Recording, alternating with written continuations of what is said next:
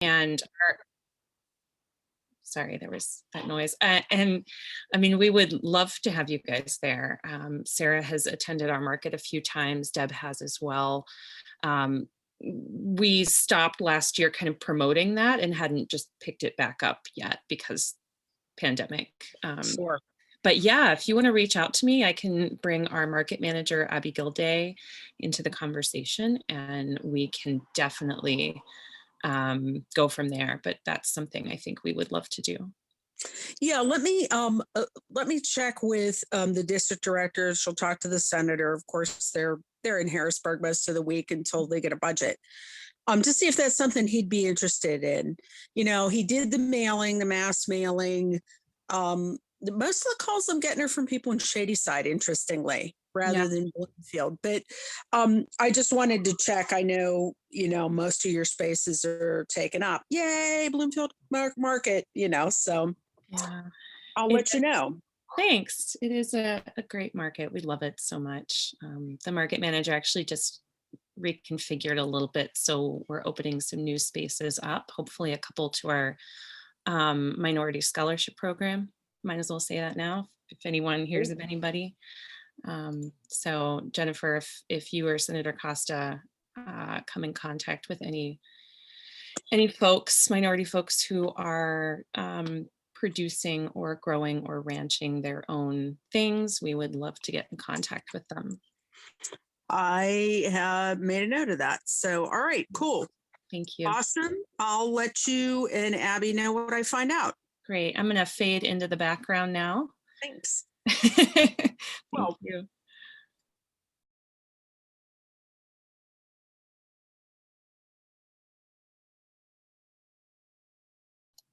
I'm going to give it like 2 more minutes before we get started, folks. Thanks for being here.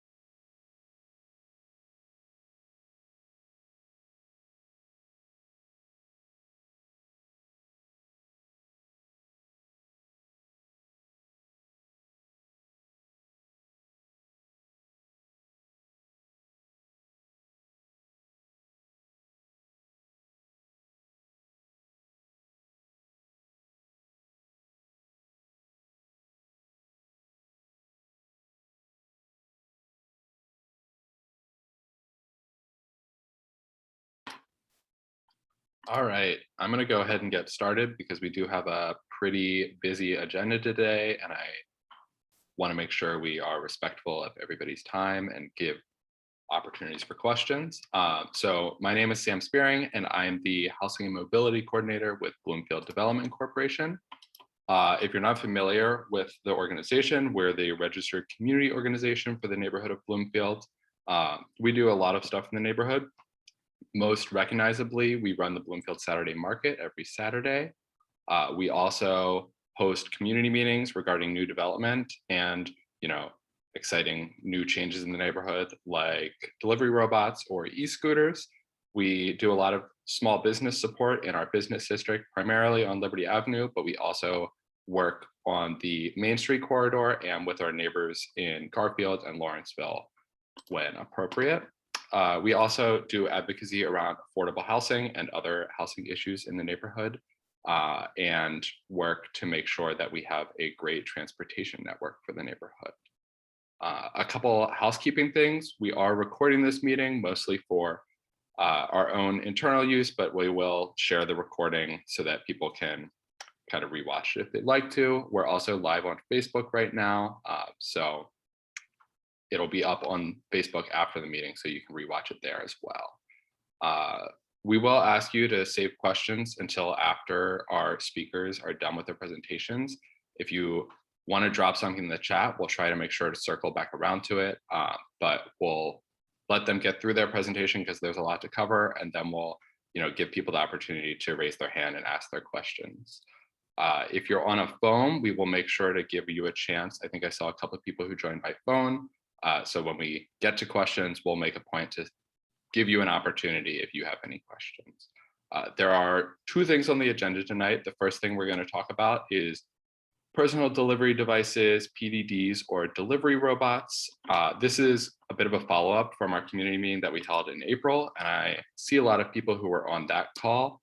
I will let Aaron and Director Ricks kind of get into the details on personal delivery devices, but coming out of that meeting, it was apparent that there was a lot of questions about what personal delivery devices are and how they might work in Pittsburgh. And so this is going to be an opportunity for Domini to kind of answer some of the questions they heard then and talk a little bit more about what a pilot program might look like and what questions it might help to answer. And after we have that discussion, around 7, we'll transition into a discussion about the MovePGH initiative, and we'll talk about mobility hubs and docks for e-scooters that could potentially be coming into Bloomfield. And so I guess at this point, I'll turn it over to Director Ricks and Aaron Clark, both from DOMI, and I believe that David Rodriguez and Julian, whose last name I didn't get, from KiwiBot may also be with us. Great. Thanks a lot, Sam, for having us here. I'm going to let Aaron pull up a brief presentation. I know it's late and I know it's beautiful, and I'm outside because it's so beautiful. So feel bad that we're taking up your time, and you could also be, but we'll go through this. This presentation is going to be extremely dense with information because there were some really technical questions and other kinds of things that were raised last time. We're going to go quickly so we can have an actual discussion and not take all of our time talking at you, which means we might fly by some of these slides. Sam has already received the presentation, and we'll get it up on the Bloomfield website as soon as possible. So tomorrow for you to peruse and digest. We'll also get it up someplace on a DOMI website so that you can see that. But I don't want you to feel that you're not getting the information, but we do want to get quickly through this so we can get into a conversation around it. So Aaron, if you go to the first slide, just sort of a level setting for everybody. We're talking about personal delivery devices, PDDs for short. These are essentially sidewalk delivery robots, but they are they're not exclusively on sidewalks. Ones we're showing here are fairly small. There are other models that are larger. They come in a number of different shapes and sizes.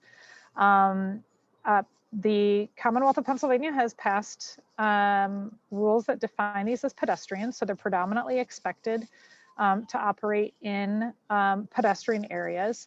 And we've seen a huge rise in demand for local deliveries, and especially contactless delivery, as you know, through the COVID-19 pandemic. And this is something that, although the pandemic, we hope, is abating, our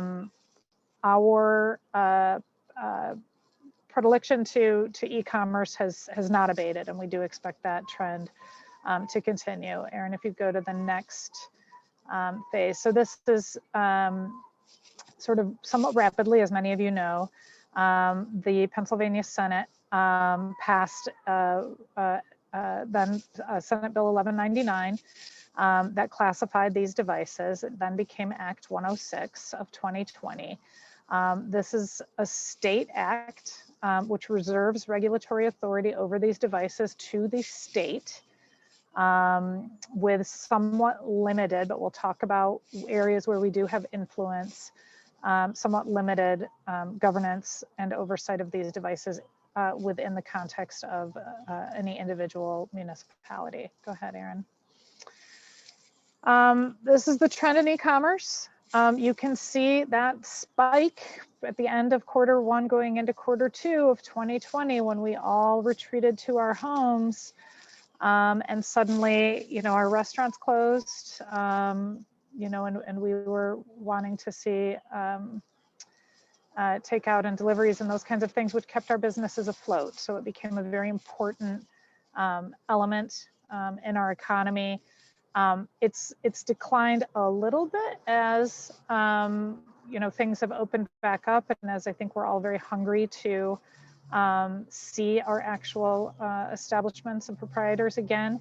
But it is not, you see there is a definitive upward trend overall for e-commerce, and that's happening with Amazon deliveries, and if you like independent, retailers, eBay, other kinds of things that are happening. But the ability to have things delivered to your home is something that we, turns out, like. Go ahead, Erin. And that need is being met in a number of different ways. So we've seen Uber respond to it with their Postmates delivery robot doing those kinds of food deliveries. We've seen Amazon propagate their own delivery devices, which we anticipate and they are planning on deploying in a number of different places. No announcement for Pittsburgh just yet, but they are already out and about. And FedEx is really trying to normalize Roxio, and they have it now in their advertisements, and just trying to make it an everyday occurrence that we should expect and anticipate seeing. Again, this is not uniquely Pittsburgh, but it's across the country, that as they're seeing an increase in this demand, as they're seeing increased fines and penalties associated with double parking and the other concomitant, impacts of delivery vehicles, double parking and emissions and all kinds of other externalities that happen with that, they are moving toward these kinds of devices to improve their performance and fit better into the dense urban environment. Go ahead. So that's sort of what we're faced with right now, is that we have regulations at the state level.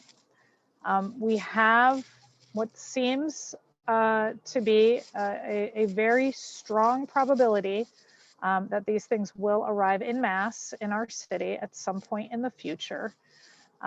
We have them defined as pedestrians and certain, so these, they can be 550-pound, 12-mile-per-hour, sub 6 foot tall pedestrians, potentially.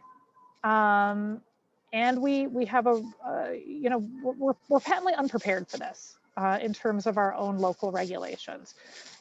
Our street regulations, our public way regulations anticipate that pedestrians are natural humans.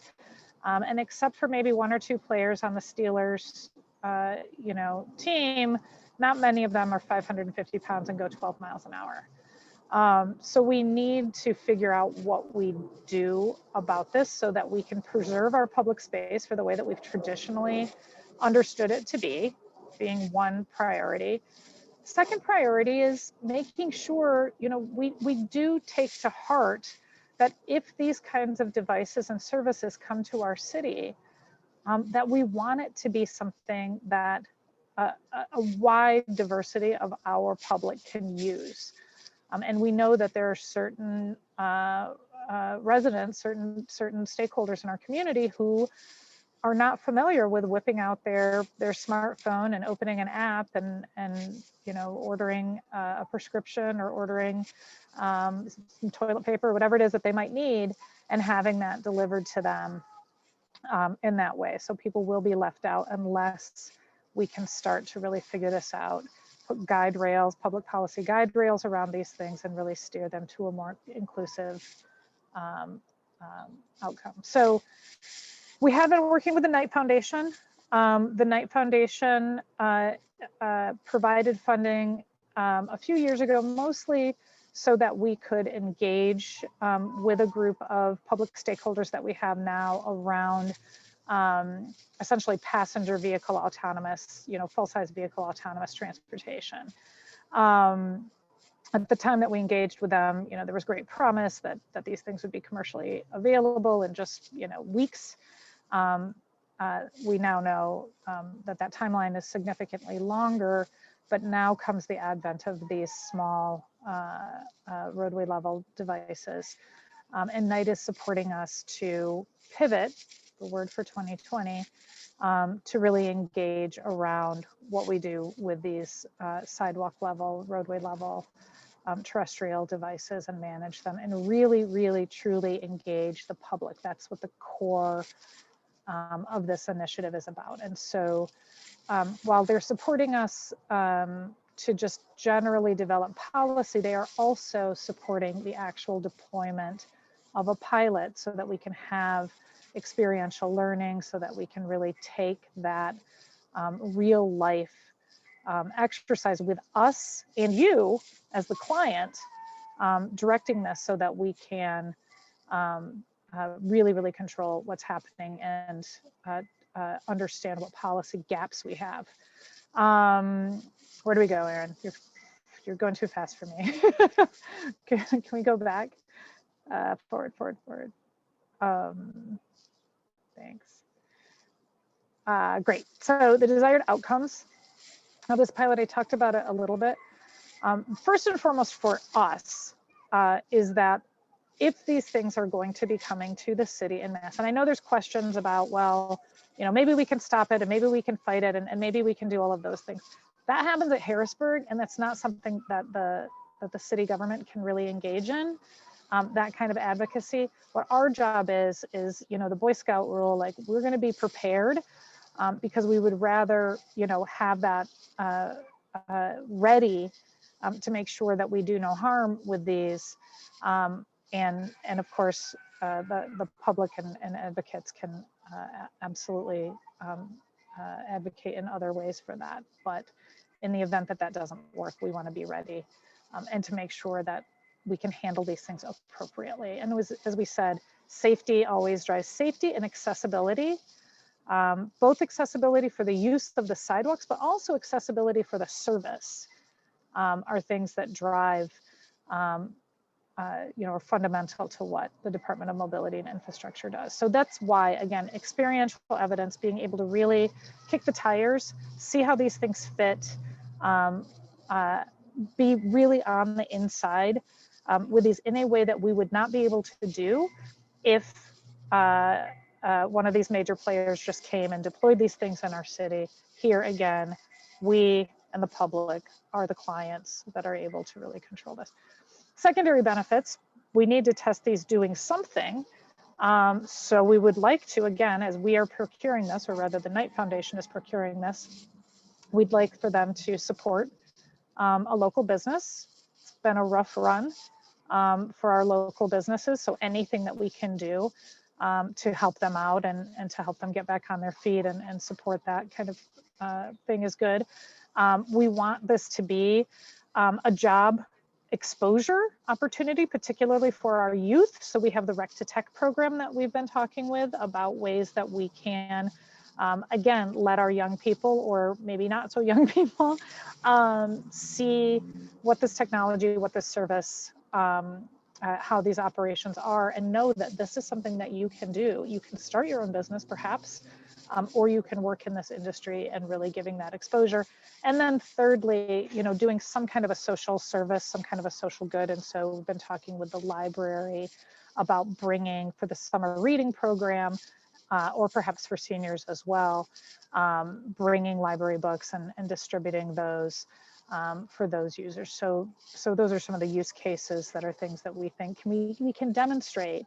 And again, what we're trying to target are those populations that may not automatically connect with these kinds of services, and the industry, frankly, may not be thinking about them as important users. And we want to flip that script. We want to make sure that they do think about them as central users to their business plans. Go ahead, Erin.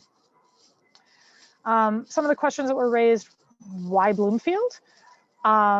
we frankly, we thought that Bloomfield we were enthusiastic to work with Bloomfield because we think that you're a very diverse population. You have both older adults, younger people, wide representation of age and income, household status here, and that you would really be that be able to bring in very different stakeholders to really inform and advise and be kind of the project directors on this, so that we are very inclusive in what comes out of it. It also helps that your physical form is one that makes it possible for us to do that. You have sidewalks that are wider in width, so that we can not necessarily carry high risk in doing this. You have a very engaged and organized community group, as evidenced by this meeting that we're at, and you have locally owned businesses who have expressed an interest in finding more economical ways for them to deliver their services, especially given kind of the financial hit that they've taken. So this you really just seemed like the kind of the perfect group to really be those advisors, those project directors, if you will, through this. KiwiBot, why are we working with KiwiBot? And that is the operator that we're talking about. KiwiBot, first and foremost, why KiwiBot is because they have been the most transparent and the most open and the most willing to really let the public, let us get inside what their operations are, what the data that they're collecting is, to just really allow a high degree of transparency so that, again, we can truly create policies and management. So they have really been very generous in co-designing these kinds of things with us, and so couldn't ask for more. Also, their devices themselves are very small. So again, trying to fit it into with sort of the least excessive kind of thing that we can do this pilot with. They're very small, they're very slow, they operate at 4 miles an hour or less, and they're not entirely autonomous, they're remotely operated. So there is a human controlling these, but we get the same kind of effect as if they were autonomous, which some of those other operators are. Go ahead, Erin. Some of the things that you raised at the last month's meeting, and I understand there's a lot of hard questions, and so I'm happy to be here so that you can hear it from the director's level, if you will. Questions: why a pilot? What is the benefit of doing a pilot? I think spoken some of that. What is the data that will be collected during the pilot, and how will it be used? And we'll go through some of that in some of the slides. But again, as co-designers of this, as project directors, you'll also have some say in that and what we're doing, and help to co-create that. How will the city and KiwiBot address concerns and respond to incidents and answer questions? We'll get into that. What are the specifications? We'll get into that. The things that we heard were about safety and accessibility, which is central to our goal. That is why we're doing this pilot, is so that we can ensure that durably as some of these other devices come to our city. What are the job implications of automation? That is a concern. Future of work is something that we need to wrestle with. And again, this pilot is something that can help us get those early eyes on it, of how disruptive it will be or won't be. And really, put some actual empirical evidence around that. Privacy is a key concern. Liability is a key concern. And so we've addressed all of those. Go ahead, Erin. As far as data and data collection goes, this is just a sample of how this will be structured. So we've engaged Carnegie Mellon University. This is meant to be a very academic, I shouldn't say very academic, it's meant to be a very rigorous pilot, so that we are actually looking at what are the key performance indicators, KPIs, key performance indicators that can actually tell us how well this answers. We also have Portland State University, so we have 2 universities that are engaged in this, that they can specify the data, that we can assign responsibility for that we know what the metadata is, how is it collected, what's going on. And all of that data can tie right back to those questions that we're looking at. This will all be available to the public, but definitely to the project management or the project directors as we go through this. So this is just, there will be similar data sets like this for each and every question that we're asking, so that we're very specific about what that data is and how it's collected. Go ahead to the next one.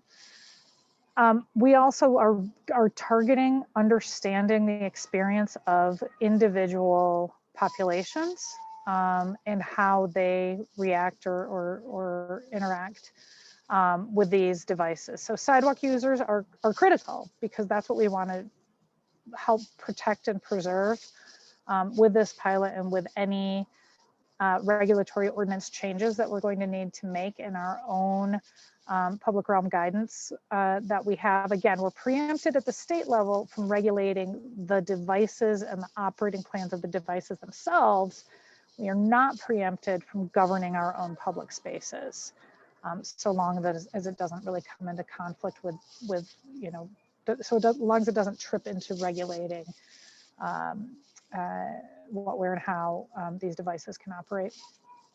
We want to know from the user groups that these kinds of services might support. So small businesses, nonprofits, community services, other things like that.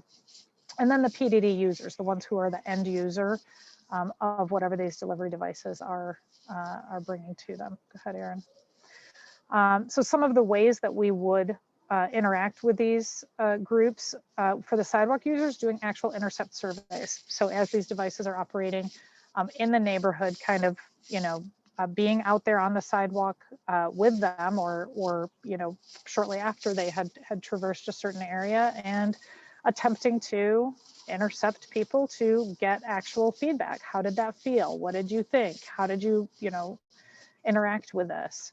Having direct observations. So just, sitting in an area and seeing, do people take a wide berth around these? Do they step into the street when these devices come by them? What are we seeing when we're not actively putting hands on there? What do we see as people adapt to this? Is it inconsequential? Do they, just go right by? What do we see? Having focus groups, particularly with some users, for example, persons with disabilities, older adults, I don't know, dog walkers, others that we might want to particularly understand what is their experience, what have they seen, what are their concerns, how might we address those? And so talking about that, individual interviews with people in online surveys. For the small businesses, mostly it would be one-on-one interviews to talk about, how did this use case go? Did it, was it easy to use? Did they see more benefit coming to their customers? Was it, did it end up costing them more to do this? Is it just too complex? What is their experience with that? And then the end users through online surveys and one-on-one interviews to understand sort of what their experience with this was. Go ahead, Erin. Specifically in response to some of the things that you raised, emergency response, and emergency care was one of those things. We've met with public safety, specifically with regard to this pilot. They too have expressed that having a pilot ahead of any kind of en masse deployment that might occur would be very helpful for them also to develop emergency protocols and response patterns for these. Again, this is brand new to all of us. And so, being able to have sort of a test run before we need to deal with it in real time, it will be real time, but would be a helpful thing. So we have put protocols in place where any non-emergency reports will be routed through the 311 system. So even if somebody calls 911 and says, one of these devices just ran over my foot, one of these devices is, blocking the sidewalk or the parking meter or something. If they're non-emergency, they will automatically be routed to 311, so we don't have our police being scattered to things that are annoyances, but perhaps not life-threatening emergencies. And so an emergency then is, they have specific categories to that. It will mean that there is a human injury or immediate threat to public safety. So there was another question that regards, well, what if a natural person damages one of the KiwiBots because that KiwiBot was creating an obstruction or creating a dangerous situation. And so we've developed with KiwiBot some protocols of how we will address that. First, that KiwiBot will need to immediately notify DOMI, and that DOMI will be the determinant of what is the proper course of action. If DOMI deems that the damage was done intentionally, if someone just is, taking a baseball bat because they just think that would be fun, and damage one of these, or do something else that is clearly malicious without any real urgent intent or need to do that, or no urgent need to do that, then DOMI can say, okay, that was not right. KiwiBot can file a police report and do what they need to do to pursue that. If DOMI says, well, no, you were blocking the sidewalk and they needed to move you out of the way, and it's really not the user's fault that you fell off the curb and dented your side, you need to bear that cost yourself. You may not file a police report for repair of that device. So we'll be the arbiters of that. And again, as we said, there will be this project direction team that can also be a part of those determinations. Go ahead. We'll have multiple means for feedback of collection. We'll have the Engage site that is being set up right now. We have a dedicated email that you can look at. There'll be ways to submit comments and complete surveys and ask questions. So multimodal in terms of getting feedback through this. Go ahead. We have a system for evaluation and response, particularly for, this is an example of for around safety and accessibility, how we would do that, how the mid-pilot evaluation would be conducted through, so using all of these different sources and then compiling an evaluation report that will be made available to the public and to state regulators, because they are still, this is a state, this has gone through the state process for permitting, and so there's obligations that need to go back to the state level as well. Go ahead. Privacy was a key concern, and so the current state law really doesn't provide provisions for data or privacy. So on the state level, that regulation that is there, and we do hope, we've already identified some things that need to be fixed, frankly, in PennDOT's regulations that have been propagated. We expect through this pilot that we'll find some more. Data and privacy provisions are probably one of those, because it's not specifically enumerated right now at the state law. So KiwiBot for themselves does not store any video footage, and that, except if there's real intentional, damage or malicious intent happening with these devices, they don't share any information that they might glean from that. But again, that's one of those topics of conversation that this pilot and this team that of project directors will need to work through and provide those recommendations to the state. Go ahead, Erin. This will be up on the website. I'm not going to go through these, but there were some questions about the KiwiBot specifications, exactly how big they are. They're not big, so they're about 1.5 feet wide, 1.5 feet long, 1.5 feet tall, and 1 foot wide, and they're 34 pounds without cargo. With cargo, Erin, correct me if I'm wrong, they can get maybe up to 50 pounds with cargo. They can only travel within a 1.5 mile radius, so the location where they'll be will be very limited, and we will only have 10 of them maximum. Whether we actually get to 10 being deployed really depends on those partnerships and those use cases and what needs to happen, but it will be no more than 10. Go ahead one more time. I think that's all, right? Okay.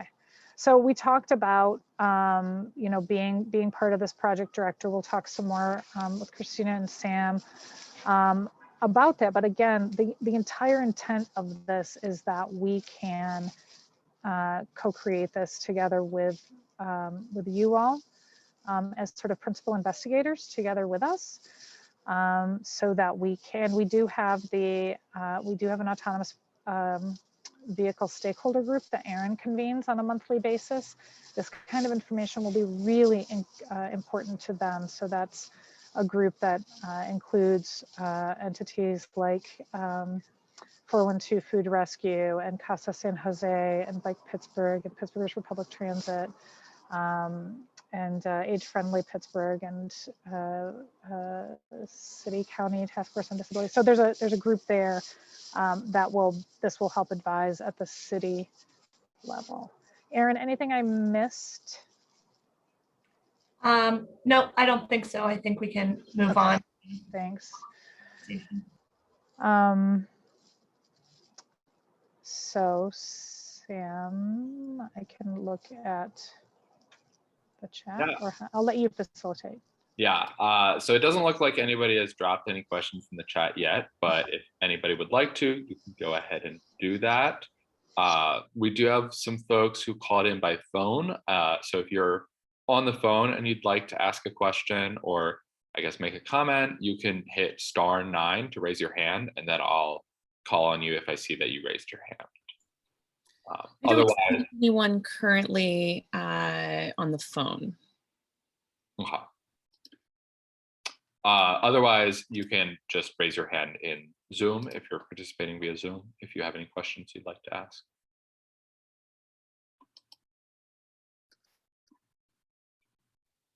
Also encouraging comments.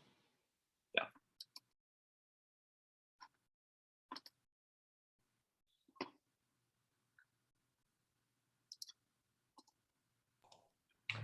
Nothing? No questions or comments? Hi, everyone. This is Nina from Penn Ave with the Bloomfield Garfield Corporation. I have a very small question.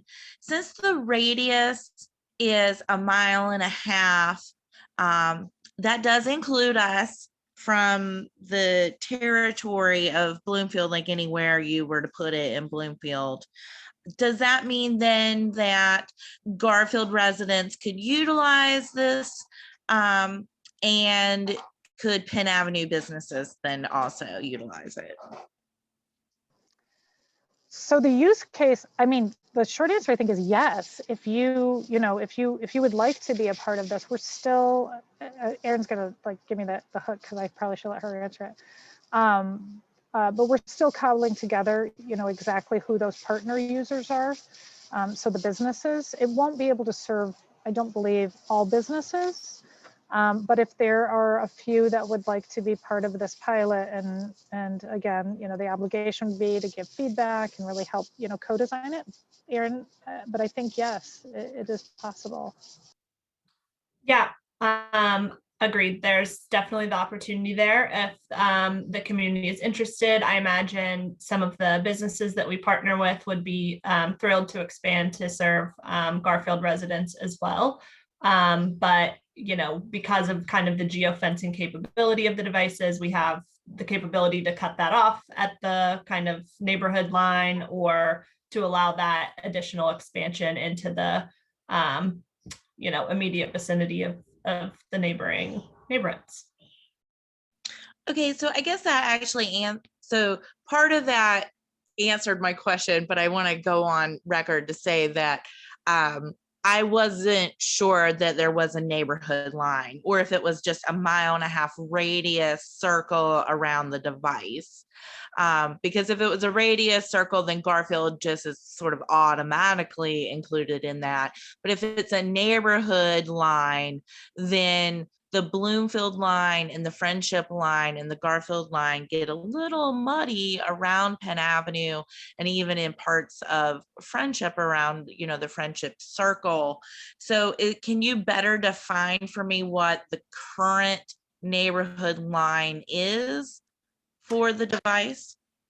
So we haven't set the actual proximity yet, and that's because we are still finalizing the local businesses or other entities that we would partner with. And so that will then determine essentially the central hub location, which would then have a maximum radius of 1.5 miles in which the devices could serve from that central hub. So I guess the short answer is that 1.5 mile radius is the maximum distance the devices could travel. However, we can geofence the area. So we could use our, neighborhood maps and define those borders and prevent deliveries from happening beyond those borders for purposes of this pilot. And then the reverse is true as well. Like we mentioned, we could also keep that 1.5 mile radius if there was interest from customers or community members in serving kind of that entire 1.5 mile radius. So yeah, I think there's options there, but that's how we have geofencing capability, so we could make it very specific as to how far the devices could travel. Yeah, and I might say, Nina, you might, if you have an interest, maybe you want to serve on this group that helps define that. It's not, hopefully, so that geofencing means that we decide, what that colored crayon line is around the area that will be served by these devices during this pilot. We need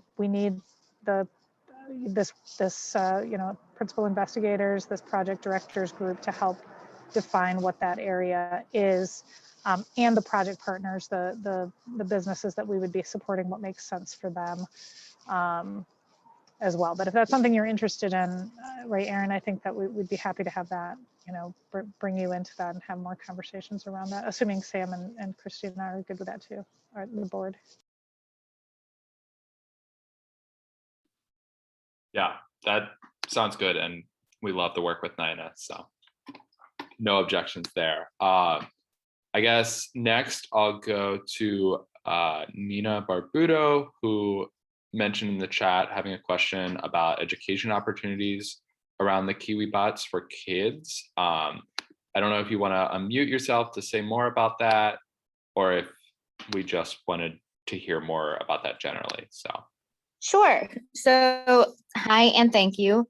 As this will be a new neighbor in our community potentially, and we work with kids and robotic stuff, I wanted to see if there's opportunities to have people from DOMI or have a robot visit us at least, or being able to say hey, this is in your community, don't be scared, or did you know that you could make something like a DOMI, a KiwiBot too, or even being able to connect with engineers.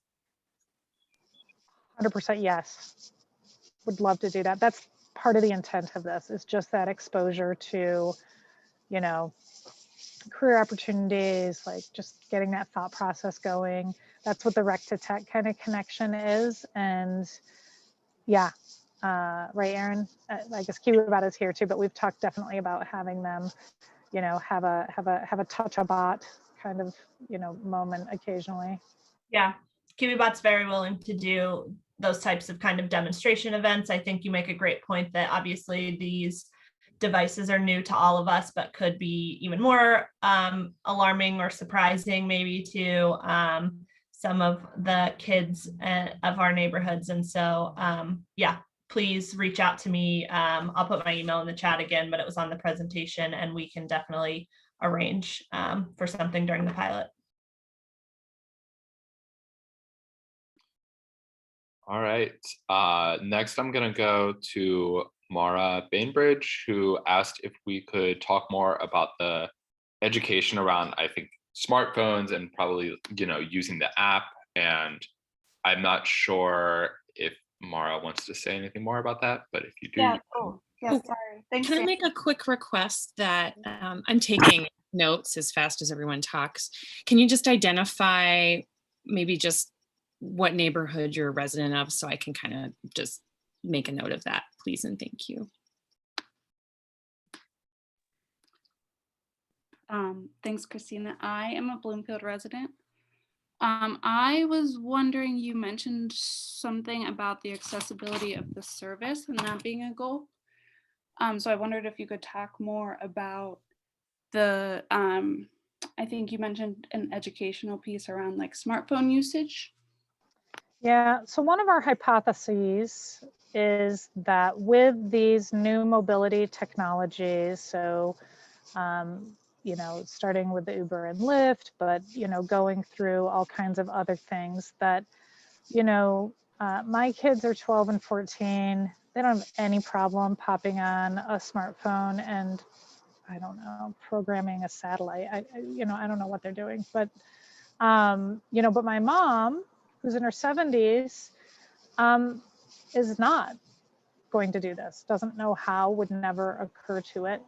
And because of that, these services are essentially not available to her. They're not serving her. And so part of this is to, you know, see over the course of this pilot, can we talk to certain user groups? So Erin has been doing some of the outreach to, I'm sorry, Erin, I can't remember the local pharmacies that you've been working with and talking about, well, gosh, it might be a really great service to allow some of the senior living buildings in your neighborhood or assisted living buildings in your neighborhood, independent living, you know, because getting to the pharmacy is not the easiest thing for those folks, that if they could get some pharmacy goods, not prescriptions, we're not going to get into the prescription delivery in this pilot, but if they need some of these things, this might be a good service for them to get what they need. But that's not going to help them if they're not comfortable using apps, if they don't know how to do it. So part of this is, how can we make it easier? How can we get perceptions and understandings from those groups so that this service can also serve some of those members of our population. So that's what we're talking about, trying to really understand that. Thanks. I think I understand the motivation behind it. I'm asking, what does that look like, that process? I don't know that we know yet. So we'll be working with Age Friendly Pittsburgh, I hope, and others to help us see, and the pharmacies. Erin, I don't know if there's more that you can say about that, but probably trying to work with some of their regular customers and just socialize this a little bit and get their perceptions about it. Yeah, that's all accurate. Would just add that some of the kind of initial conversations I've had include, you know, Domi going with KiwiBot to perhaps assisted living buildings or independent living buildings or any other community gathering spaces, trying to kind of go to where these user groups are and offer demonstrations or trainings on how to use this service. So again, I think this will, in part for the purposes of this pilot, depend on the community partners that we set on, but there's definitely opportunities there, and we've started those conversations and hope to be able to provide some of that outreach to those who are interested in learning more.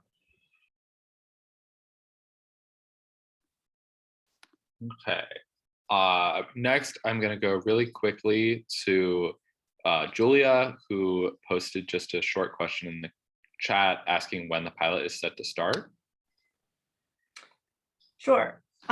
So the intention is to do a very slow and steady launch of the pilot. So what that would look like, and you know, dates are tentative right now, but we would hope that KiwiBot would come in toward the end of this month to do their mapping, which would mean they have a couple devices with a human traveling nearby the devices to map the neighborhood, which essentially means that they would determine what routes are feasible for the devices.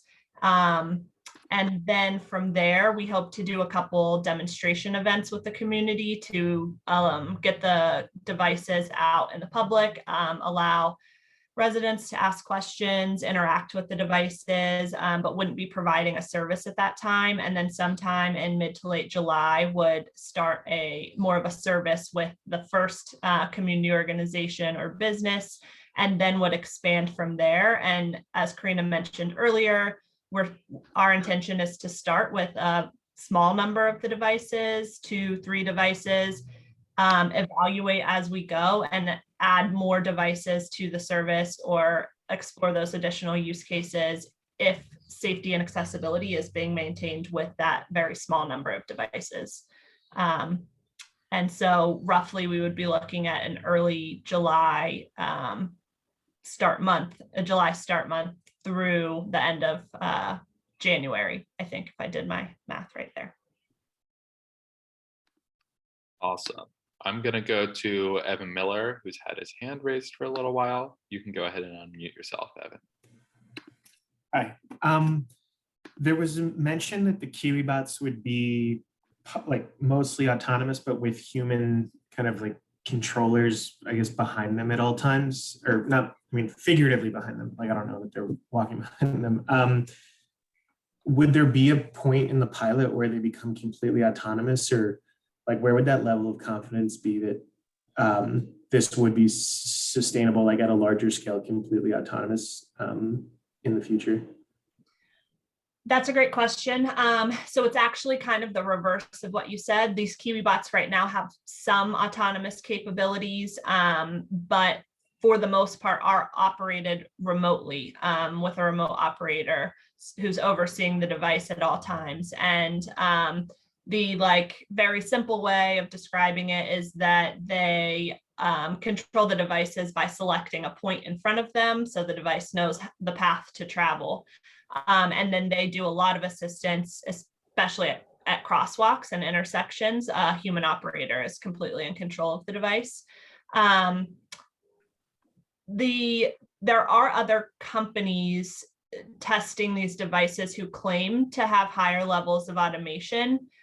We've kind of learned from our experience interacting with some of the private sector now that these claims are maybe embellished a bit. They're not quite as autonomous as they claim to be.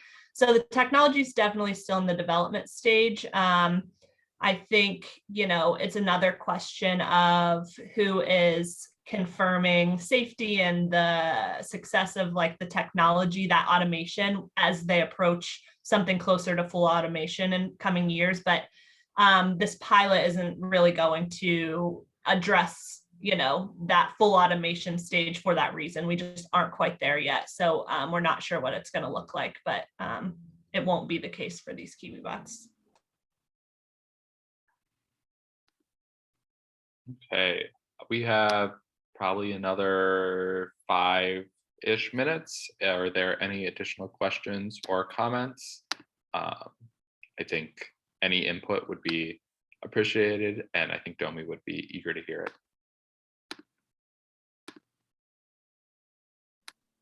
Hi, everyone. This is Nina from Penn Avenue again. I do have another question. In the last call, it was brought up concerns around, people maybe getting caught in the crosswalk at a corner, in a wheelchair with the bot and, being stuck. And I know it was addressed a little bit about, if it got damaged or things like that, but can you just go over one more time what someone is to do? Is it call 911, but it'll be rerouted? Is that what I understood was happening? And you said for non-emergency, I do remember that little bit. For a person who is stuck in the intersection, and that is where they're able to move, that is more of an emergency. How would that be defined? So, Nina, I think there's, again, there was the incident with the Starship Technologies that was operating in 2019 here in the city of Pittsburgh. Those claim to be principally autonomous. Again, we've learned more about exactly how autonomous they are, but And in that case, well, the device was there sort of waiting for a operator to come and help it. It wasn't necessarily blocking the curb ramp, but a person in a wheelchair couldn't see that, right? It's about perception. These devices for this pilot, as Aaron has said, will always be piloted. So we won't have that incident of where just the device is sort of left orphaned on the corner and not able to react quickly to that situation. So for one, that seems with this operator and with this pilot, that is a fairly remote possibility. Never say never, it could still happen. If it does happen, if the device, even if it's piloted, but the device becomes disabled, there's a, for some reason it can't move from the crosswalk, and yes, there's a person in a wheelchair that is trapped in the intersection. First, I hope that most of us as good Samaritans would intervene and help that, because the police aren't going to be there that quickly to address that kind of an urgent situation. But in that case, yes, they would call 911. If there was no other choices and no other help to be had, because that would constitute an urgent risk to public health.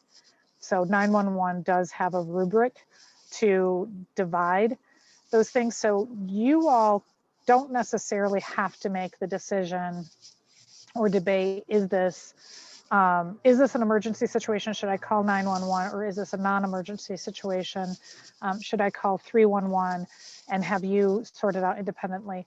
We've met with public safety and they've assured us that they have a rubric in place that if you're concerned enough, just call 911 and they will make the determination as to what that is. So if they deem it to be really an urgent public safety concern, they will be out there just as rapidly as they can. But again, we think because of this operator and just the way that this operating system is set up, because there will be someone that is piloting that and someone who is right there, if they see that kind of jockeying between a person in a wheelchair and sort of where that KiwiBot is situated, they would be able to dynamically move in response to that to allow that passage to happen.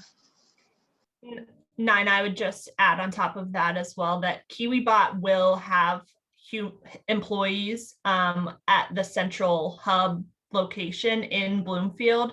That is yet to be determined, the location, but they also will be aware, to Karina's point, because they will be remotely overseeing these devices, will become immediately aware if a situation like that were to occur, and will immediately leave the central hub location and respond to, physically respond to an incident like that. So within minutes, they would be there, which again, doesn't always solve an emergency like that, but there will be a quick response from KiwiBot, maybe quicker than public safety's ability to respond.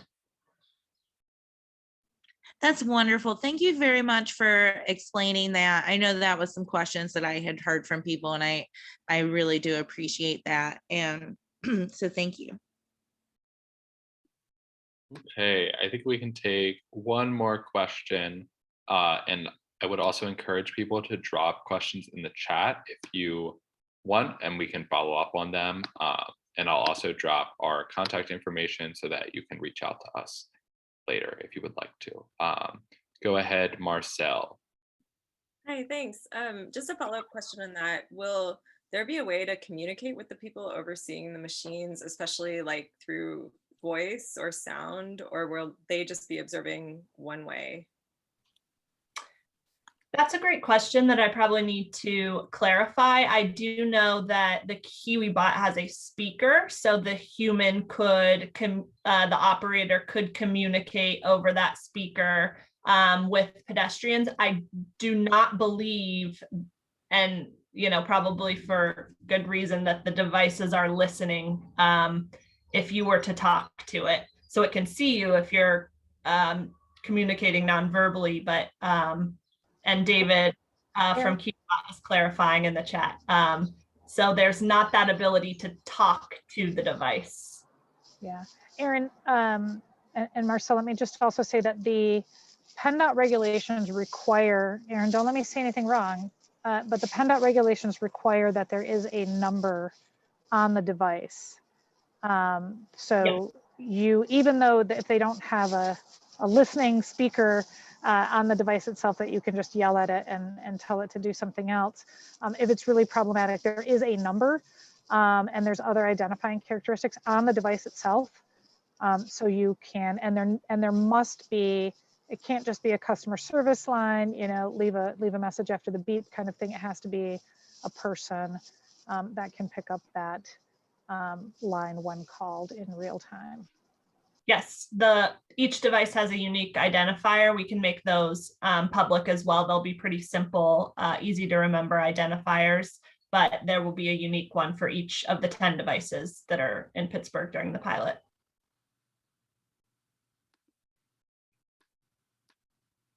Okay, it sounds like Julian, who's part of the KiwiBot team, wants to make a quick comment to share some information with everybody. So Julian, you can go ahead and do that now. Yeah, absolutely. So let me introduce myself. I'm Julian. I'll be traveling to Pittsburgh before the end of the month, and I'm so happy and excited to be in charge of this pilot plan with the great city of Pittsburgh. So absolutely, some of the questions you guys were having about community engagement, we're so happy to do all of those. Of course, we'll have to plan it and it will be part of the pilot, but you will see me around with the bots. Just don't hesitate to ask if you just have any questions. Our bots are pretty cute and friendly, and so am I. So yeah, just, you know, stop by and you can take a picture with the bots. We're gonna have some flashes as well, so happy. All right, thank you for introducing yourself, Julian. To be respectful of everybody's time, I think we should move on to the second half of our agenda. And can I just quickly answer Nina's question that she put in the chat, because it's a really important one to answer. She said, will this program and the information learned be used to create laws or just best practices around these devices? Our intent is that these would inform local ordinances that would help us govern them. Yes, best practices also, but we think that there's some revisions in our local ordinances and perhaps in the state code as well, if we you know, discover that. So it is important that that is the intent of this. So it's sort of foundational to what we're doing. Sorry. Thanks for that. That was an important question to answer. Okay, well, thank you to Director Ricks and Aaron for presenting on this. Feel free to stick around, but I think some other folks with Domi are going to take over for the second portion of our agenda. I believe that Lolly Wash is going to present on the MovePGH initiative kind of more broadly, and then Tosh Chambers will get into some of the details about what it might mean in Bloomfield. I will go ahead and find Lolly and make her a co-host. And I'll go ahead and do the same for Tosh. Okay. You should both be good to go.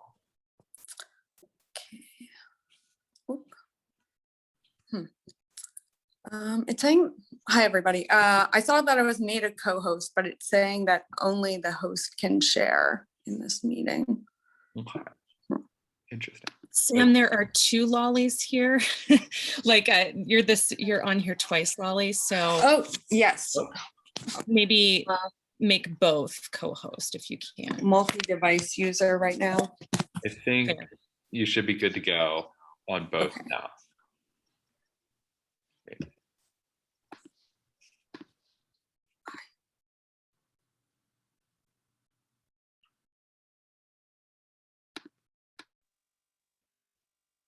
Apologies, just trying to get out of this mode.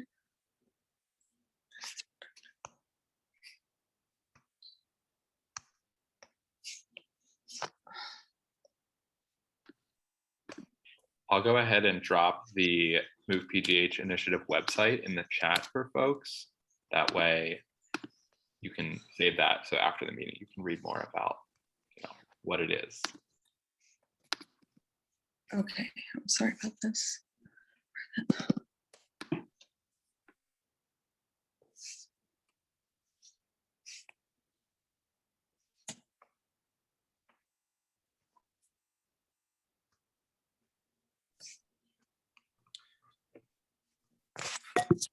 Okay, looks like I'm gonna have to switch to my other device, so that'll just take 1 second. While Lolly's getting all of that pulled up, I can do some quick introductions just so everyone knows who's speaking. My name is Tosh Chambers. I'm with the Department of Mobility and Infrastructure. You just heard my colleagues present on PDDs, but we're here to talk about a new initiative here in the city of Pittsburgh related to shared transportation and new types of transportation. It's called MovePGH. Thanks for putting the link in the chat. The URL says Move 412. That was kind of the former name of the initiative. And our esteemed mayor had the thought that MovePGH would be a better name. So now you know the reason behind that. But yeah, happy to be here tonight. And also I'll let Lolly introduce herself, and she'll launch into kind of a general presentation on MovePGH, and then I'll speak to the specifics of how it will kind of work inside the Bloomfield neighborhood.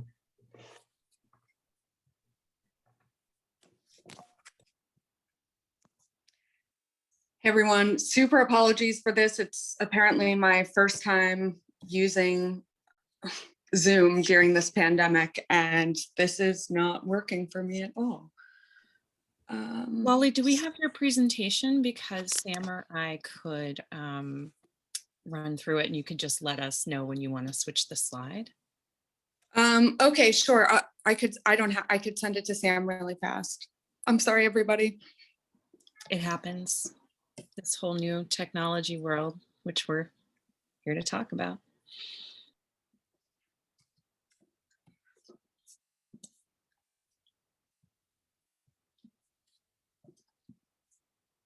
Has anybody had any exciting transportation experiences in the last month?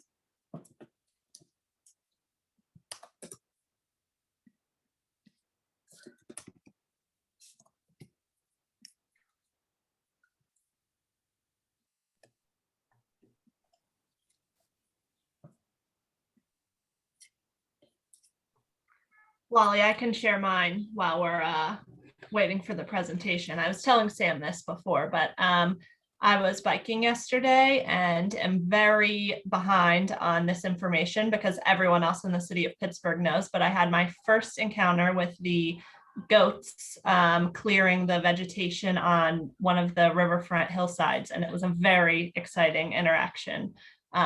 So would recommend seeking them out if you haven't already had your own interaction with them. I have not. That's great. For nearby residents, they do come to Cypress, the UPMC Luna Garage, which is the entrances off of Baum Boulevard, once a year, usually in the summer, sometime around June, July. And you can stand in the green space along Cypress Street near the playground, Osceola Playground, and observe them. Careful, the donkey apparently does bite. Occasionally.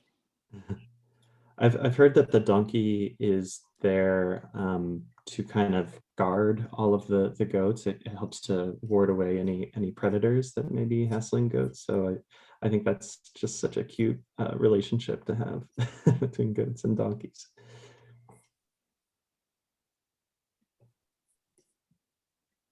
Okay. We've yet to figure out how to utilize goats as a transportation mode, though, in Pittsburgh. Thanks, Sam.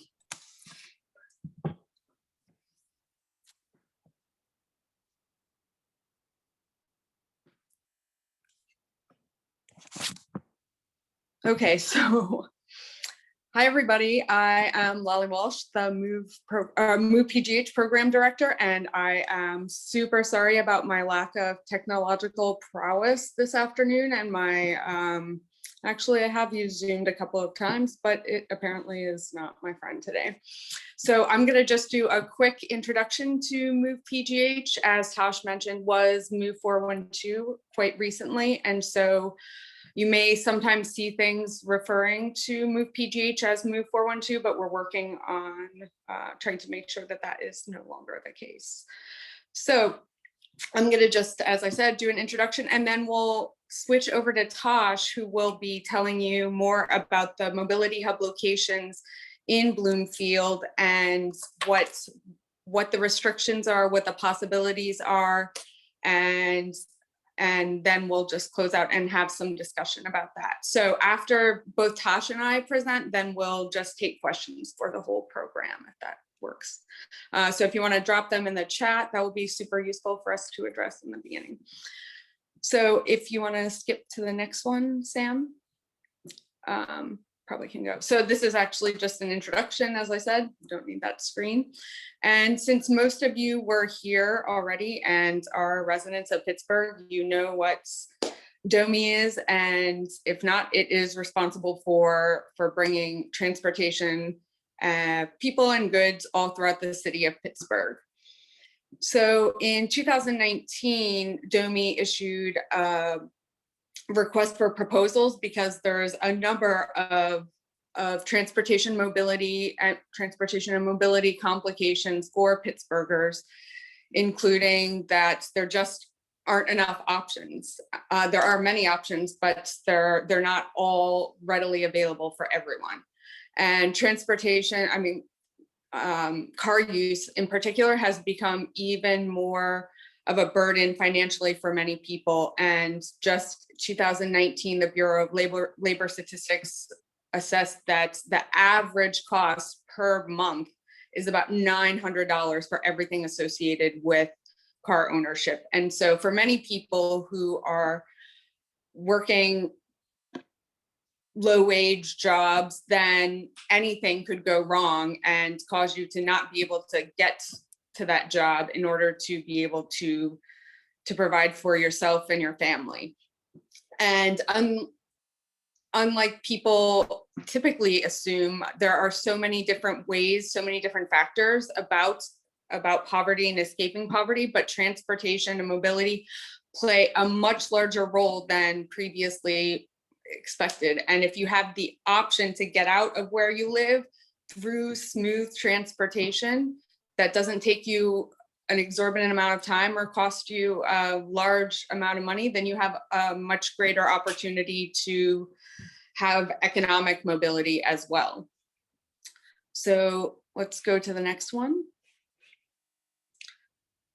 Along with the reasons for this request for proposals is that there was seen to be a lack of accountability from private companies all over the country and world that were launching these new systems, new services and products like e-scooters, and they have been demonstrated everywhere to often be a massive challenge to cities and to residents, pedestrians, when many companies just came into the city and threw their scooters down and used the city basically as a testing grounds for their own profit and projects. And so they were working for their stakeholders rather than residents, and that lack of accountability was one of the major motivating factors for looking for a different solution for Pittsburgh. For the next. So, I love the image of this person who people probably won't mostly be this panicked about how many different options and ways there are to find out about the different mobility, but there are way too many apps. And currently, if you want to use any different service, Healthy Ride or Waze Carpool or Zipcar or Scooby, you have to have an app for each individual thing. And so doing trip planning, paying for different apps, you have to, nothing works together. And so because of that confusion and frustration and annoyance, DOMI is working to look for a solution to simplify things so people who don't spend their entire lives thinking about transportation can just use it and not have to think about it much at all. Okay, next one. So I already introduced this, the request for proposals from 2019. And so addressing some of those problems, DOMI was looking for ways for cities to come, or for different companies to come together who would collaborate rather than just compete, and provide a variety of options and create a seamless experience, seamless mobility experience for all Pittsburghers. Next slide, please. And there was an answer. So a company called Spin, who is owned by Ford, is an e-scooter company, and they proposed a collective of a number of different companies, which is called the Pittsburgh Mobility Collective. And so all of these different companies are working together in order to increase mobility and access, also support and bolster the Port Authority transit system. It's not a replacement for the Port Authority in any way, but is to provide additional options for people to find transit and transportation that can best suit every need. I mean, the bus won't necessarily go to everywhere that you want to go. In addition, the PMC, Pittsburgh Mobility Collective, is working to reduce the need for car ownership. I think it's 23% of Pittsburgh residents don't own cars. And so those who don't own cars need better options, need things to move more smoothly. And then also this is a way to provide future residents to be able to move here without cars, and for current residents to use their cars less, or maybe decide that they don't need one at all, which can really help, of course, our congestion and air quality. And it's hard to be upset about that last part in particular, I suppose. So the Pittsburgh Mobility Collective, there were initially just a few different agencies or services, but locally from Pittsburgh, we are pleased to be working with both Healthy Ride and Port Authority. And Spin is a national company. Transit is an international app that prior to the pandemic had about 40,000 monthly users in Pittsburgh. And so it's something that a lot of residents already were pretty familiar with.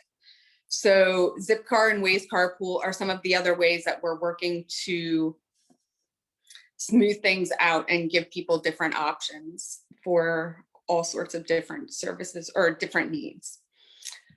If you want to go to the next one. Okay, so yeah, the PMC, Pittsburgh Mobility Collective, is launching MovePGH, formerly Move 412. And with that, the Pittsburgh Mobility Collective is sort of all of the different companies working together. It's not the sort, you don't need to remember that name really unless you are super interested. MovePGH is what you'll see on the streets in the mobility hubs that we'll continue to talk about throughout this call, and that you'll also use with the transit app. Okay, next one. So many people for many years have depended just on cars because there really haven't been many other options. The streets haven't been set up for other things. But now there are additional options. There are ways that can suit many different modes, many different needs. And so if, for example, you're just going somewhere a couple blocks away and you don't need to carry a bunch of stuff, you can see that Strutting Gentleman is in the one bag section. And so if walking is a great option. If you have to go somewhere a little bit further, perhaps a little bit faster, taking a scooter will soon be a good option in Pittsburgh. And so those are really great sorry to keep saying the word option, but they are really great options for short distances to get you between different modes. And also, especially if things are just going a little slow on your feet, then you could zoom up a hill or zoom to a faster transit. And if you glance at these, you can see that there's just, if you have more things to carry, you probably want to go with something a little bit larger, like carpool transit. Of course, a bike has a lot of carrying capacity and some options. Okay, next screen. Sorry, itchy nose. Okay, so DOMI is the convener of all of these different services, and they're setting the rules for how all of these companies work, their permits, defining how they work together, where they can go and set up their services, and how often they have to be retrieved, be charged, be available in various different locations. And so that scooters and other services do not just end up in traditional hotspots. They're not just downtown or Oakland or places where you might perceive tourists to be. And so that people all over the city have options to many, many different things. Okay, we'll go to the next one. Okay, so mobility as a service is one way of looking at this approach, and it's a way to allow users, riders to do everything sort of in one app. And as I was mentioning, many of the different, almost all the different services that are available now require you to have your own app or an app for each one. And so if you don't want to have a full telephone just of transportation apps that you have to check every single one to find out how much it costs, how long it'll take you, where you'll have to go to get it, then we're working to consolidate everything so you can just use a single app, transit, and go from Healthy Ride to Port Authority to scooters and pay for things as seamlessly as possible. This is a large work in progress and involves a lot of different collaborations with many large companies. And so this isn't something that will be fully launchable right away, but is a continued work in progress that I think is going to really make things so much easier and simpler for everybody. And okay, so let's go for the next one. Okay, so mobility and mobility as a service gives you a lot of different options. Here in Pittsburgh, we will have, transit, scooters, carpool, car share. Everything has a different service, different need, different mood that it can set, or goal that you can achieve. I mean, if you could just get, of course, people know, if you're riding a bicycle, you could do some errands and also get some exercise.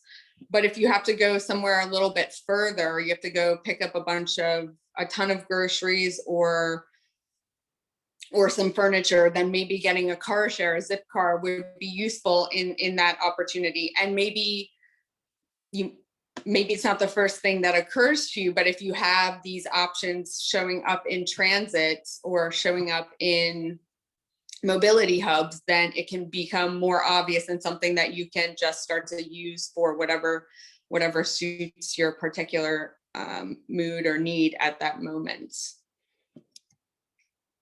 Okay, and I'll skip this one. It's kind of a nice option, but image, but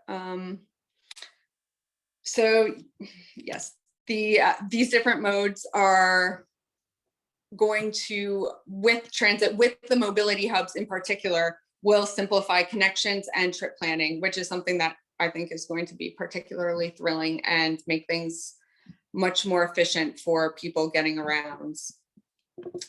We are going to transition into talking about the mobility hubs next. And so these are something, oh, you can go to the next one. So Tosh is going to talk more in detail about the mobility hubs, which we are working on creating about 50 in around the city, all over the city, not in all 90 neighborhoods, but starting with 50. And they will each have a Swift Mile charging station, as you can see right there. And it comes with a transit info screen, which shows where and when and how much the transit is that's nearby. So if you're downtown, you can see buses, trains, incline, incline, and healthy ride. And if you're in other places, you may see buses. But it's really exciting because there's not really any place where you can see that sort of stuff except at occasional things like the Atwood station and some of the busway stops. So this is going to be something that will be useful to anybody, even if you don't care about taking scooters ever, just the getting local information that's available, and transit information will be really, really transformative, I think, for riders and users, both current and future and potential. So Tosh is going to address this in just a minute. So we'll just go to the next one. And as Tosh will talk about his mobility hub possibilities, they're not his, sorry. He'll be talking just about the potential in Bloomfield. We'll also be doing some pop-up locations in Bloomfield at these spots at the end of June and beginning of July. And so we'll have some more information, ability for residents who aren't necessarily on this call or aren't connected into these things, and give people the opportunity to weigh in and tell them about the Engage page where you can vote on or have your perspective known. So thanks everybody, and apologies again for my techno glitch at the beginning, and thanks for your questions and comments.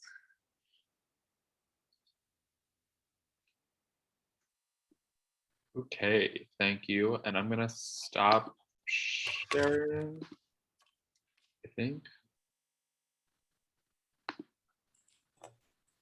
Yep, thanks, Sam. Is everybody seeing my screen? Yep, I believe so. Great. Thank you. Well, yeah, I'll keep this brief because we really want to hear from folks on, just comments, questions on MovePGH in general, which I'm sure you may have, and also on mobility hubs. But without further ado, yes, you saw a picture of this, which we're calling a MovePGH hub, and you may have seen a few of these around the city. There's currently one on Penn Ave near Weinbittle that has yet to be connected to electricity, which is why the screen is dark. But we are introducing these around the city just to have a couple of different services, really the information that Alali spoke to.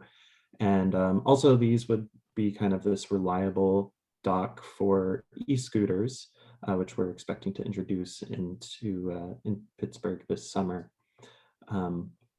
So it would be, this kind of reliable spot to find an e-scooter, even if you don't have a cell phone or smartphone to find the e-scooters. So we're looking to introduce these in many neighborhoods throughout the city, and also in Bloomfield, on Liberty, if we find that it's desired.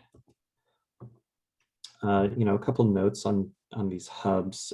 They're modular, meaning we can add more kind of scooter docks to these. They're pretty easy to move as far as infrastructure goes. So we can look at these being kind of flexible assets. If we wanted to pilot these in one location and find it's not working there, there's possibility to kind of move it to a more permanent location. But, you know, we want to have these kind of next to existing transportation assets, you know, namely bus lines that are well used and, you know, possibly healthy ride stations or bike racks, just so that we're starting to kind of create that mobility hub kind of place where it can be your kind of one-stop shop to get all of your different shared mobility options. And here is a kind of example of what we'd really like mobility hubs to look like, including a delicious bakery. But, you know, what we would see here are, you know, places where you could get a scooter, healthy ride as well. You know, you could pick up your Scooby here. You could wait for the bus, get information on when the next bus is coming, and you know, maybe if you're wanting to take a longer trip, this is where you can find your zip car as well.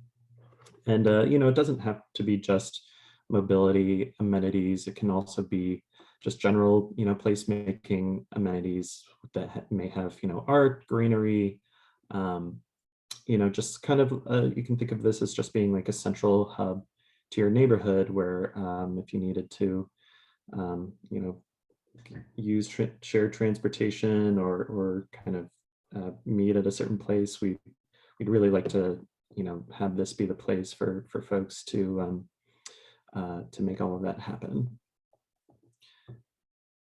So here's an example of one of those hubs in situ. Like I said, you know, we want these to be kind of next to transit stations or, you know, transit assets, and then ideally next to bike infrastructure, you know, all of those types of things, just so it's kind of creating that safe transportation space.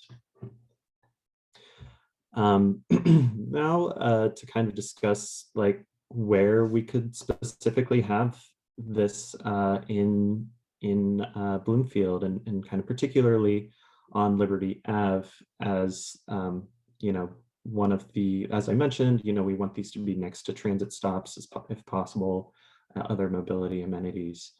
Well, while we're kind of considering where it can be, I should mention there's a number of kind of limitations in just where this asset could go. Kind of the highest level ones at the top being that really these can only, as per our zoning code, they can only be in non-residential zoned areas. So that would be mostly commercial zoning. As you can imagine, that kind of restricts us to mostly along Liberty here in Bloomfield, you know, along Penn as well. But they also need to be adjacent to lampposts here in the city. That's because, you know, these charging stations draw energy, and you know, we found a pretty kind of innovative way to connect them to these lampposts, you know, without having to kind of tear up the ground and change the space, just to kind of place them in pretty strategically. And you know, for that reason, we're really looking for spaces next to those streetlights or lampposts. Like I said, you know, we'd want this next to transit spaces. Really, there should be plenty of space for amenities that we would like to introduce kind of after we get this MovePGH hub in. You know, generally, we would want this to be a used and traffic, well used and trafficked spot in the neighborhood, just so it is kind of central and convenient for folks to use. You know, obviously we can't block off driveways or, you know, kind of block the transit stops or stations by putting this in. So, you know, we would want to be pretty intentional about that. And finally, you know, these can either go in a parking lane in the street. You know, that's really what we would prefer, because scooters would be ridden in the streets and not on sidewalks. We can consider in some cases putting these on sidewalks if the sidewalk itself is wide enough. That's not very common throughout Pittsburgh to find a sidewalk kind of a sidewalk that's wider than 10 feet. I think we would have that here in Bloomfield, but still I think we would prefer to have this in the parking lane if we can. Some other few notes, and then I'll show just where we are kind of proposing some of the options of where we would propose having a mobility hub. But like I said, these can be somewhat temporary. We like to avoid moving them frequently because it does cost money to make those electrical connections. But just to note that.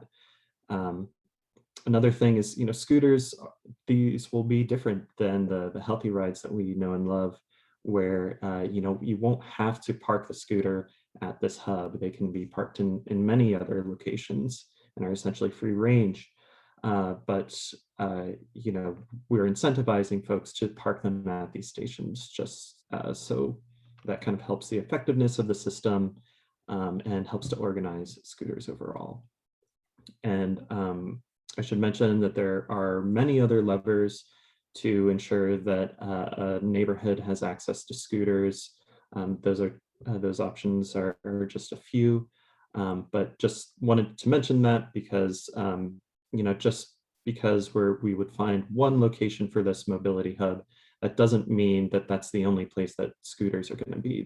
They'll be generally kind of free floating, and really everybody would be pretty close to a scooter if they should like to use one.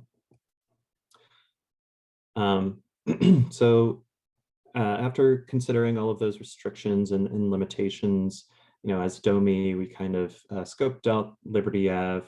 We also spoke with Sam and Christina to kind of show what we had found and see how that kind of aligned with the neighborhood's general priorities. And we came to kind of 3 locations that could house the mobility hub, and I'll be happy to kind of walk through them pretty briefly here. Number 1 is near the intersection of Liberty and Pearl, kind of in front of Cricket and Caliente. We chose this location because of the transit stops that are nearby. Of course, there's a bike lane, which would be helpful for folks trying to integrate into the street if you're riding a scooter. The one kind of maybe con of this location is that it's pretty close to the bus stop, and also you can kind of see, but you can imagine folks kind of use that piece of the curb pretty frequently to maybe pick up your pizza or drop off your laundry. So we may kind of be competing with some other uses if we should decide this is the location for the hub, just to note that. The second option that we had looked at is at the same intersection, but on the other side, on this kind of southern corner, here in front of the church. Here you're kind of across the street from both of your different transit stops, also next to the bike lane. Here I should mention we wouldn't be replacing any legal parking if we should put the hub right here. Generally, I think this location is somewhat central to the neighborhood. We had looked into the usage of the Port Authority stops here and found that these stops were, I think, the highest used on average based off of Port Authority's numbers.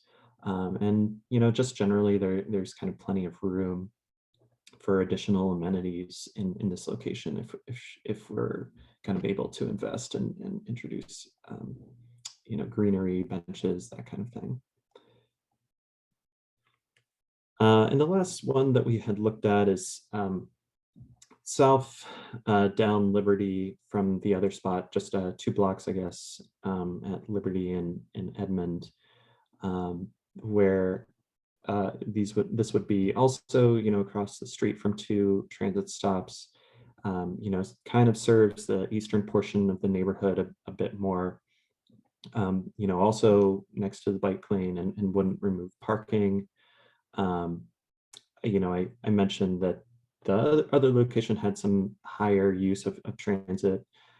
This probably has a little bit less so, but could be also a great location if folks think this is somewhat more central and would just make more sense for the spot for the mobility hub. With that, we can kind of discuss these locations on this call if anyone's interested, and also generally MovePGH.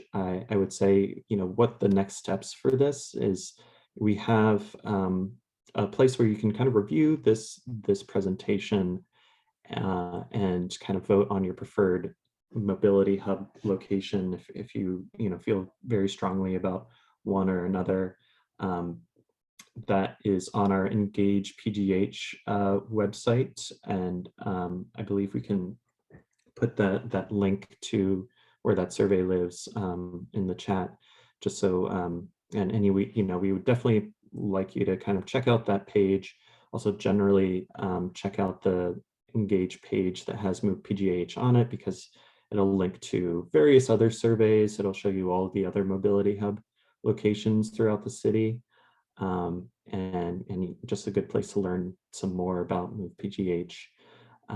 But yeah, we encourage you to complete that survey, and yeah, I think that's all I have, but happy to answer any questions.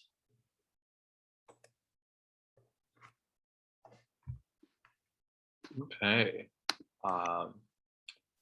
Yeah, we can go ahead and take some questions if anybody has any, either on MovePGH or specifically about potential mobility hub locations. I did drop the EngagePGH surveys. I think I put, there's the one that's kind of about MovePGH more generally, and then there's the one specifically about a potential Bloomfield location. And so both of those can be found in the chat if anybody is interested, and I'll include them in follow-up information that I send out after the meeting. If anybody has any questions, you can raise your hand. I think there might be something in the chat. Looks like yeah, I was just going to say, I'm seeing Mara's comment, which I definitely want to address. Like, we are looking at MovePGH as being just one of the projects that we can kind of put in place without really much investment from city dollars. Actually, there's no taxpayer funds kind of going into MovePGH generally, other than the staff hours that I'm providing. But the hubs themselves are kind of provided by Spin, the scooter company, and we have some foundation funding to introduce other elements to mobility hubs. So this really, we're kind of looking at this being kind of the low-hanging fruit that we can do to expand some access, and hopefully connect people to transit, just improve what it could be to live in Pittsburgh without a car and depend on transit and all of these other things. I'd say generally, yeah, we really want there to be a lot more funding for public transit in Pittsburgh. And Fred, I know you would agree. You're kind of, Fred's still on here? No, maybe not. He's the kind of legend in Port Authority routes, so he would know like what goes into kind of funding additional service on Port Authority. But that's clearly always would like to see that happen, but this is just something that we can do in addition at the same time. Okay, it looks like Pat has a hand raised. You can go ahead and mute yourself. Okay, thank you so much. I'm from Bloomfield, and my question is, when you were talking about scooters and you mentioned free range, now do you have to return the scooter to a docking station, or can you just leave it in the middle of the street where everybody can trip over it? Great question, and important to get this completely clarified.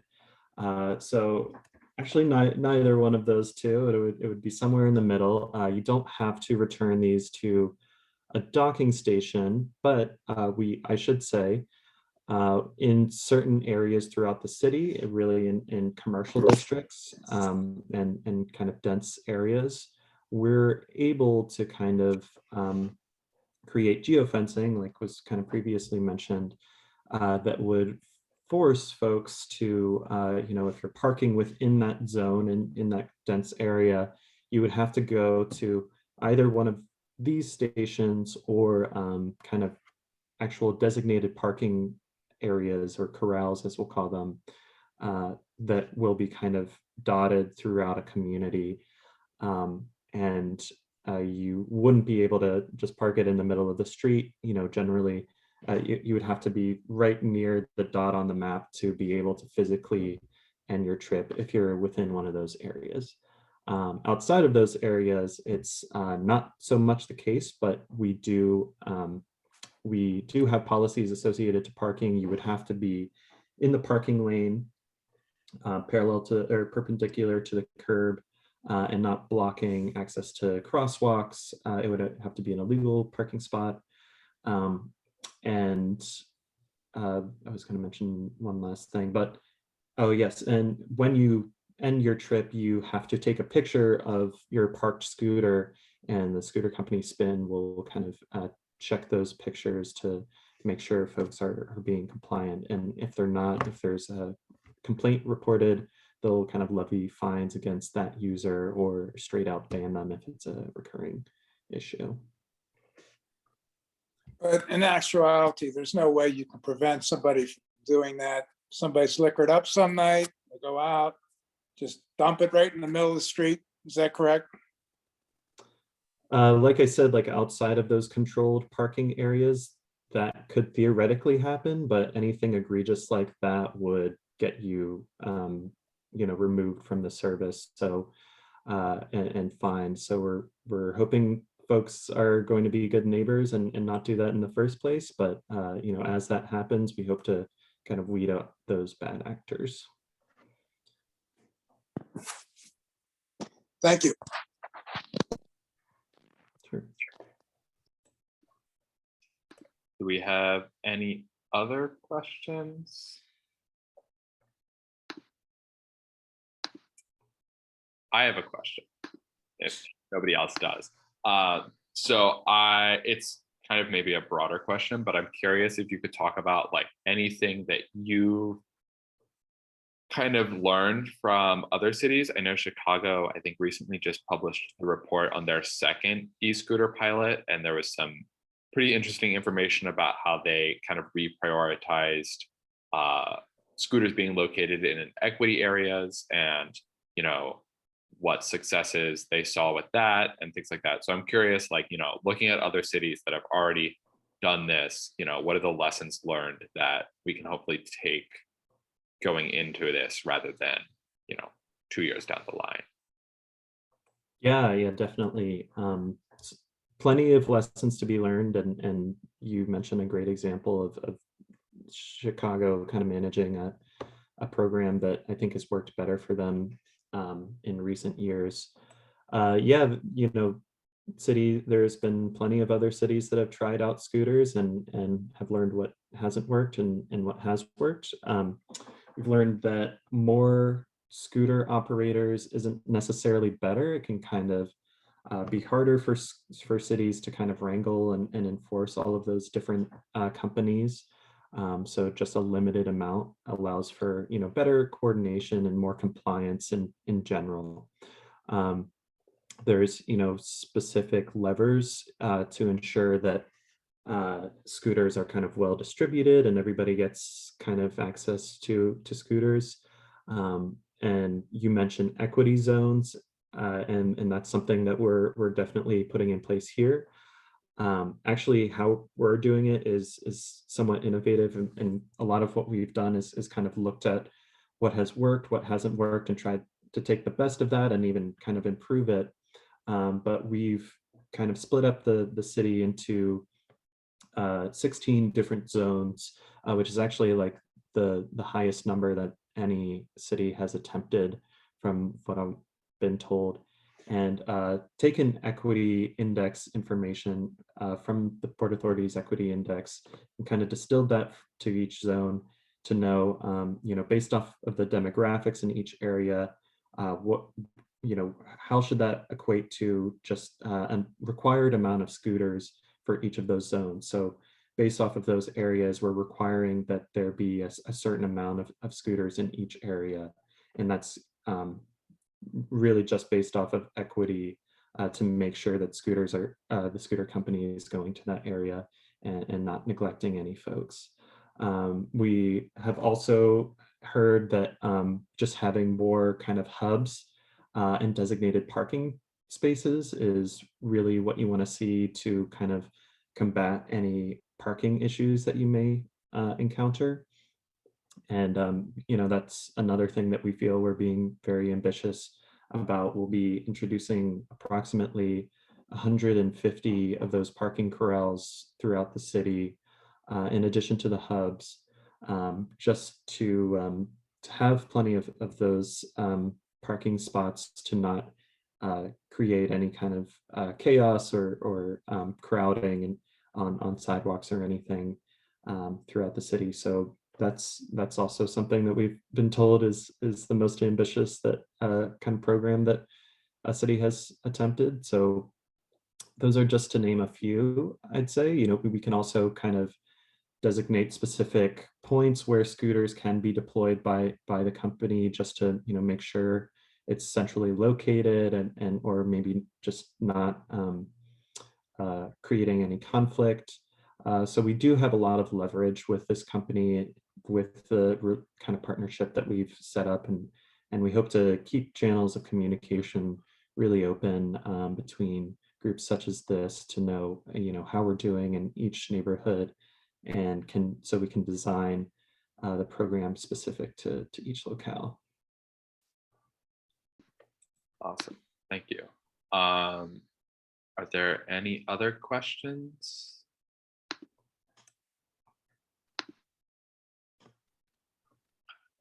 I have one other question. I wanted to open it up again. Go for it, yeah. I've recently seen several Bird branded scooters, which I know, as I understand it, is a scooter rental company, but I guess they've now moved into personal e-scooters. I think you can get them at Target. And I'm curious if you see personal scooters becoming popular down the line, either in place of rentals or kind of alongside the rentals, or if you know if other cities have seen that happen. Yeah, definitely, and great topic. In general, yes, we see a lot of kind of new electric micromobility, as we call it, kind of that small mobility mode for one person. Scooters included. We also see electric skateboards, e-bikes are pretty common too. But yes, this is something that has really taken off lately. I'd say in the last few years, I've colloquially just seen plenty drive by my own street. But yeah, we're hearing the same thing from many other cities. We're seeing more of these scooters kind of pop up. That kind of lends itself to why we think it's important to have the e-scooter fleet option here in Pittsburgh, because those scooters cost hundreds, maybe thousands of dollars for folks, and isn't really fair for just like some subset of the population to only have access to these kind of new modes that can actually be really effective in getting you from A to B pretty quickly, and especially with our hills. And whereas the scooter fleet would kind of democratize that mode, and would also, I don't know if we mentioned this, we would also have kind of a low income payment option that would half the cost of all trips for scooters with Spin. So we're pretty excited about just kind of the equity implications of having the fleet here, but it would kind of inform how cities and states kind of regulate electric micromobility overall. Currently, e-scooters are unclassified at the state, and that's part of why we're managing this program to kind of inform how we should regulate these. That's part of why it's taken a bit to get this project in place. We need to get some legislation passed at the state to kind of classify them for Pittsburgh. But it's a pilot that will inform all of Pennsylvania, and we'll be eager to kind of just hear feedback generally from residents on how they should be managed, and it would inform statewide policy. So yeah, very apt question there. I should add that I did see that there was a memo from Senator Costa and someone else about their legislation regarding the pilot, and Jennifer from Senator Costa's office is with us tonight. So they're doing their research, which is great. I'm going to drop the EngagePGH information in the chat again, since it didn't seem like people had any questions about the locations, but I'm sure that people might have opinions. So people can kind of fill those out at their leisure, and I can also send that out in some of the follow-up, and we'll continue to share it on BDC's social media for everybody.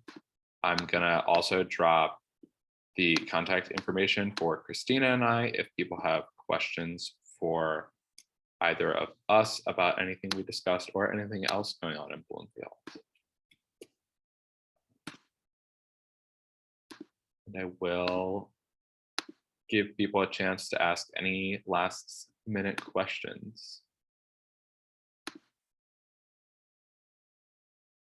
All right, well, it looks like that is all. I'll stay on, and Christina might stay on for like 3 more minutes in case anybody has questions about things besides scooters or delivery robots, or if you have questions for BDC about those things, we can talk about that. Thanks everyone for attending, and thanks Tosh, Lolly, Karina, and Aaron for presenting and answering all these questions and being so prepared. Our pleasure. Lots of Thank you. preparation, I'm sure, went into these presentations. You bet.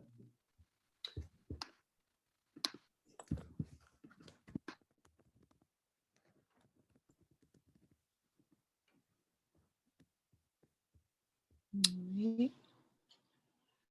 I'm not seeing any questions, and people are dropping quickly, Sam, so I might go to try to do bedtimes with my kids. I think I end the Facebook live stream. Okay.